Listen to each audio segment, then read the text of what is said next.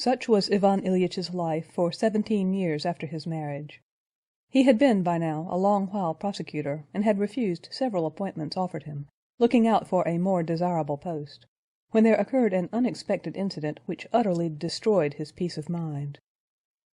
Ivan Ilyitch had been expecting to be appointed presiding judge in a university town, but a certain Gapé somehow stole a march on him and secured the appointment.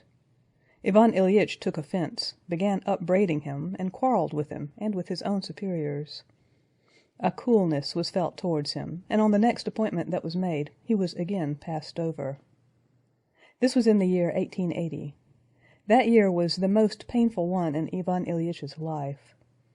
During that year it became evident, on the one hand, that his pay was insufficient for his expenses, on the other hand, that he had been forgotten by everyone, and that what seemed to him the most monstrous, the crudest injustice, appeared to other people as a quite commonplace fact.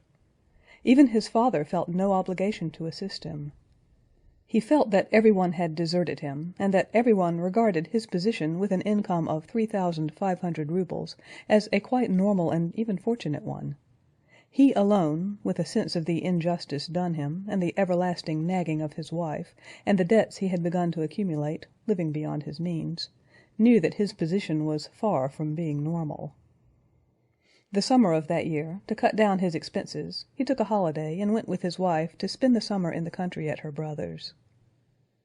In the country, with no official duties to occupy him, Ivan Ilyitch was for the first time a prey not to simple boredom, but to intolerable depression, and he made up his mind that things could not go on like that, and that it was absolutely necessary to take some decisive steps.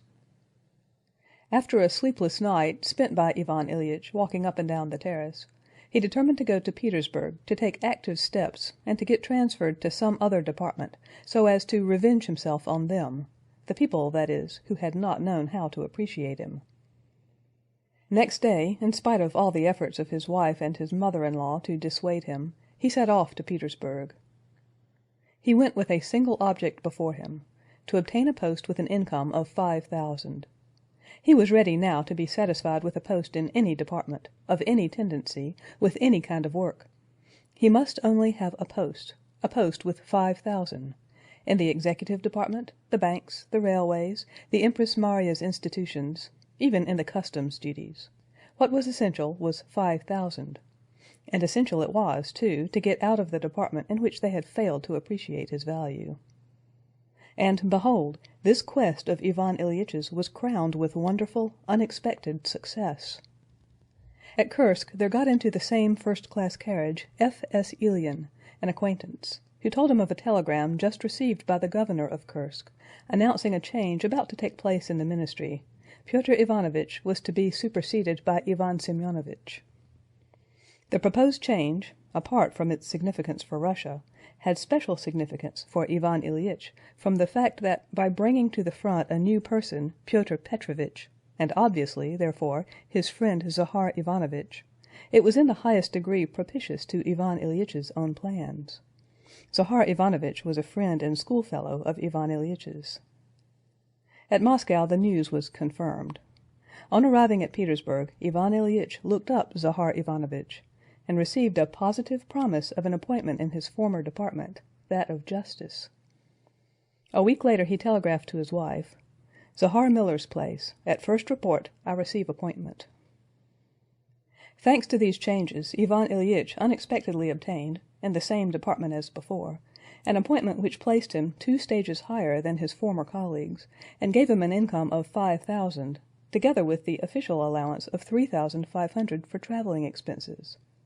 All his ill humor with his former enemies and the whole department was forgotten, and Ivan Ilyitch was completely happy. Ivan Ilyitch went back to the country more light-hearted and good-tempered than he had been for a very long while. Praskovya Fyodorovna was in better spirits too, and peace was patched up between them. Ivan Ilyitch described what respect everyone had shown him in Petersburg, how all those who had been his enemies had been put to shame, and were cringing now before him, how envious they were of his appointment, and still more of the high favor in which he stood at Petersburg. Praskovya Fyodorovna listened to this and pretended to believe it, and did not contradict him in anything. but confined herself to making plans for her new arrangements in the town to which they would be moving. And Ivan Ilyich saw with delight that these plans were his plans, that they were agreed, and that his life after this disturbing hitch in its progress was about to regain its true normal character of light-hearted agreeableness and propriety. Ivan Ilyich had come back to the country for a short stay only. He had to enter upon the duties of his new office on the 10th of September. And besides, he needed some time to settle in a new place, to move all his belongings from the other province, to purchase and order many things in addition, in short, to arrange things as settled in his own mind, and almost exactly as settled in the heart, too, of Praskovya Fyodorovna. And now, when everything was so successfully arranged, and when he and his wife were agreed in their aim, and were, besides, so little together, they got on with one another as they had not got on together since the early years of their married life.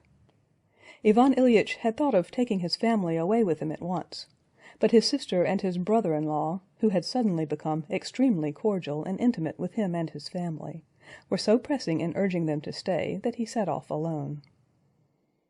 Ivan Ilyich started off, and the light-hearted temper produced by his success, and his good understanding with his wife, one thing backing up another, did not desert him all the time. He found a charming set of apartments, the very thing both husband and wife had dreamed of. Spacious, lofty reception rooms in the old style, a comfortable, dignified-looking study for him, rooms for his wife and daughter, a schoolroom for his son, everything as though planned on purpose for them. Ivan Ilyich himself looked after the furnishing of them, chose the wallpapers, bought furniture, by preference antique furniture which had a peculiar comme il faut style to his mind, and it all grew up, and really attained the ideal he had set before himself. When he had half finished arranging the house, his arrangement surpassed his own expectations. He saw the comme il faut character, elegant and free from vulgarity, that the whole would have when it was all ready. As he fell asleep, he pictured to himself the reception-room as it would be. Looking at the drawing-room, not yet finished, he could see the hearth, the screen, the étagère, and the little chairs dotted here and there, the plates and dishes on the wall, and the bronzes as they would be when they were all put in their places. He was delighted with the thought of how he would impress Praskovya and Lizanka, who had taste, too, in this line. They would never expect anything like it.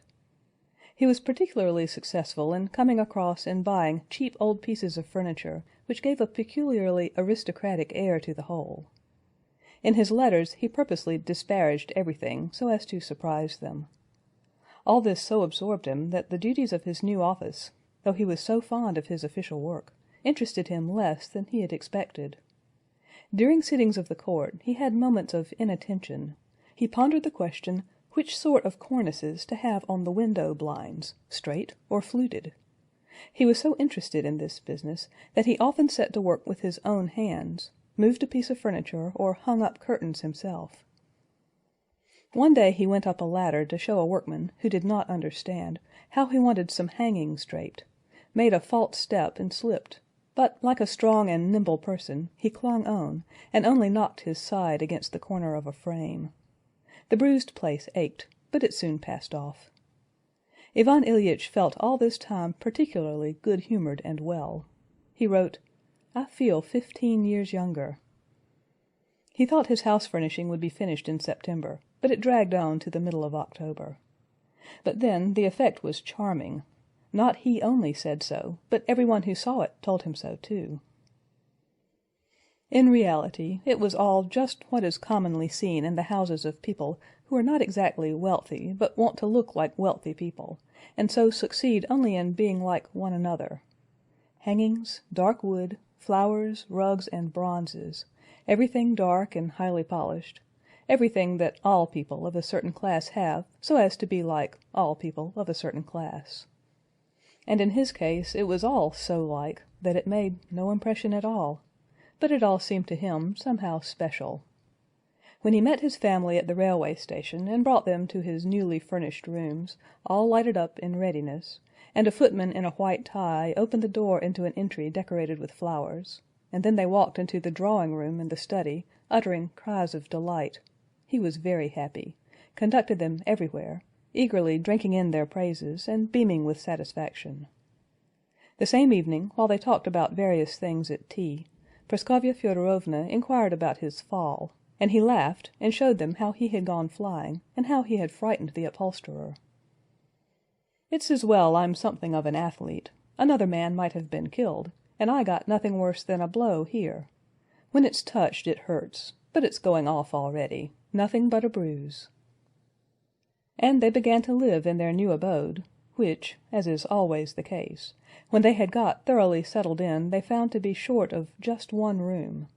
And with their new income, which, as always, was only a little, some 500 roubles, too little, and everything went very well. Things went particularly well at first, before everything was quite finally arranged, and there was still something to do to the place, something to buy, something to order, something to move, something to make to fit.